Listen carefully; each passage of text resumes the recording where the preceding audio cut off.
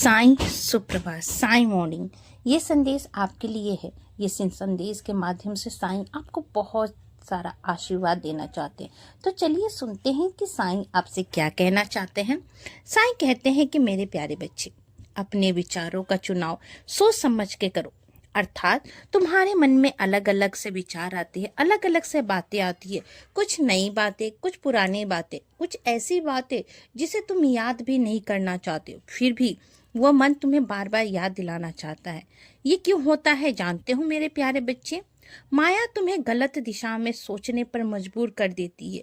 ये बार बार तुम्हें जाल में फंसा देती है, या किसी और के लिए नकारात्मक मतलब नेगेटिव थॉट तुम्हारे मन में लहरों की तरह आने लगती है, या तुम्हें आत्मा दया से भर देगी, या तुम्हें खुद को पीड़ित समझाने लगेगी कि तुम बहुत लाचार हो, बहुत बेबस हो, तुम्हारे साथ तो जीवन में कुछ अच्छा हो ही नहीं सकता, तुम्हारा जन्म ही बेकार है, तुम बहुत बदकिस्मत वाले हो। ऐसे विचारों से तुम्हें भर देता है मेरे प्यारे बच्चे। लेकिन तुम्हें ऐसा नहीं करना है। तुम्हें अपने विचारों को सोच समझकर अपने ऊपर हावी होने देना है, क्योंकि ये मन का काम ही है तुम्हें नकारात्मक से भर देना। लेकिन मैं यहाँ तुम्हें मार्गदर्शन देने के लिए आया हूँ इस संदेश के माध्यम से। या तुमने कभी सोचा है कि किसी न किसी के माध्यम से मैं तुम्हें रास्ता मार्गदर्शन जरूर दिखाता हूँ। तुम जो सोचते हो उसमें सावधान हो जाओ। जो तुम्हें सोचना है उस पर तुम्हारा नियंत्रण होना चाहिए। तुम्हारे मन में तरह तरह के विचार अपने आप आते जाते, ये स्वाभाविक है, क्योंकि मन ऐसा करता ही रहता है।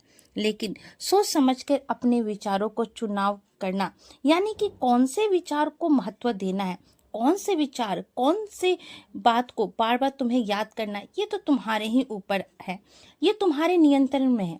क्योंकि अपने मन का गुलाम मत बनो, क्योंकि ये मन चाहता है कि हर किसी को अपना गुलाम बना के रखना। लेकिन अगर तुमने दृढ़ निश्चय कर लिया, तुमने अपने आप को बता दिया कि नहीं, मैं अपने मन का गुलाम नहीं हूँ, मैं अपने मन पर नियंत्रण रख सकता हूँ, मैं अपने मन को काबू में कर सकता हूँ। और ऐसा करने के लिए तुम्हें एक दृढ़ निश्चय लेना होगा। फिर भी शुरुआत में अगर तुम्हारा मन ऐसा ना माने, तुमसे ना हो पाए, तो एक छोटा सा काम करो, नाम जाप शुरू कर दो।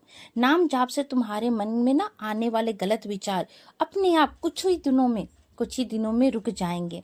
और जब तुम्हारे मन में गलत विचारों का प्रवाह कम हो जाए, तो अपने मन के ऊपर नियंत्रण करना शुरू कर दो। अपने गुरुजनों का आशीर्वाद, अपने माता पिता का आशीर्वाद हमेशा लेते रहना, और मेरा आशीर्वाद तो तुम्हारे साथ सदैव है। तो इस संदेश को अपने जीवन में उतारो, मेरे बातों को गहराई से सोचो, क्योंकि ये मन तुम्हें कभी आगे नहीं बढ़ने देगा।